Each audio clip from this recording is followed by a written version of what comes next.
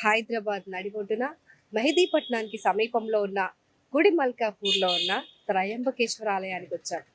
దాదాపు 600 సంవత్సరాలకు పైగా ఇక్కడ ఆ త్రయంబకేశ్వరుడు పూజలు అందుకుంటున్నాడు.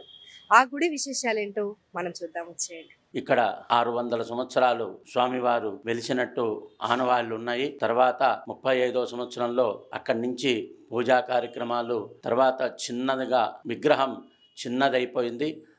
భక్తులందరూ అందరూ చూసి దీన్ని దేవాలయాన్ని నిర్మించాలి, త్రయంబకేశ్వర స్వామి అని పేరు పెట్టేసి త్రయంబకేశ్వర స్వామి ఆలయాన్ని అభివృద్ధి చేద్దామనుకొని అందరూ పెద్దలు ఆ రోజు సోమయ్య గారని ఈ దేవాలయానికి ఆయన స్థలం ఇచ్చాడండి.